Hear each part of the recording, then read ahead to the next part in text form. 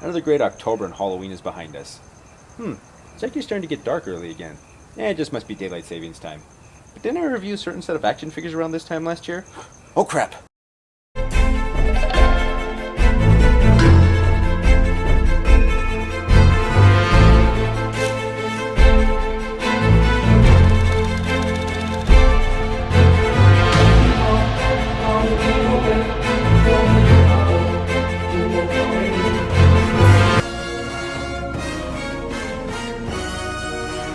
As a New York City detective, Elisa Maza first encountered the Gargoyles while investigating the disturbances at Xanatos' castle home. Startled and caught off guard by the appearance of Goliath, she lost her balance and fell from the side of the building, resulting in Goliath having to swoop down and save her. A friendship soon formed, with the pair bonding over their mutual desire to help protect the innocent. Since then, Elisa has become the Gargoyles' human ally and an honorary member of their clan.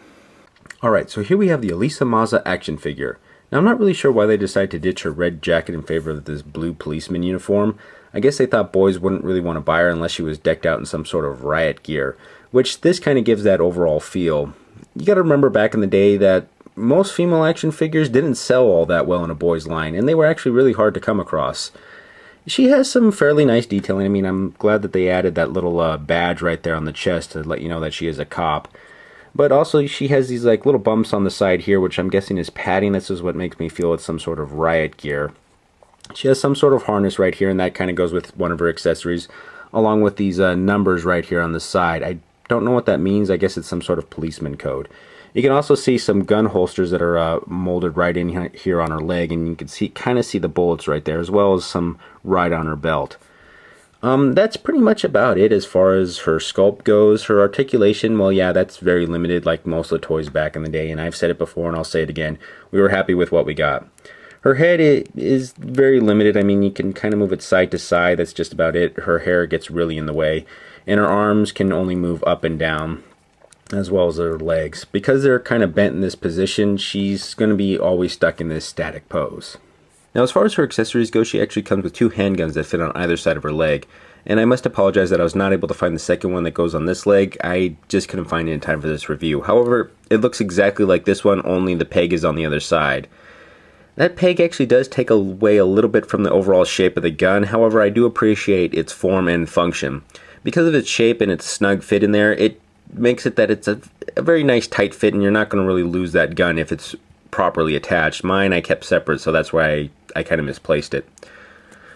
As far as fitting in her hands, they're actually another nice tight fit, so she can hold on to them very well. And she actually looks pretty cool if you could have both of them in her hand, like she's dual wielding her guns or pistols, as it were.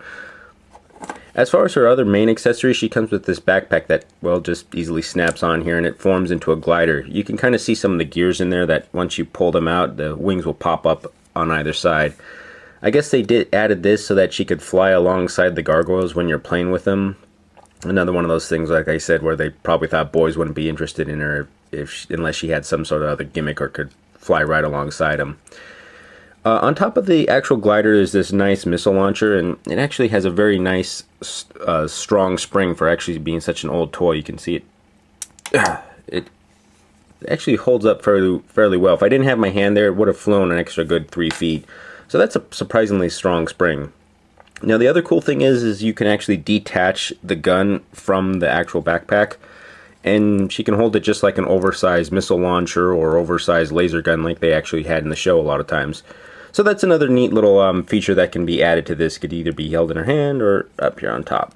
I prefer to actually store it up here just because I think she looks a little bit better with her pistols in her hand, if anything else. Overall, yeah, I know she doesn't look exactly like how she does in the cartoon, but I'm still glad I picked up this figure. Anyways, this has been a look at Detective Elisa Maza. Once again, thank you for watching. If you enjoyed what you've seen today, please feel free to like, subscribe, share, or leave a comment below in the comment section. Any advice for the show will be greatly appreciated. Who knows, something you suggest may appear on the show in the future.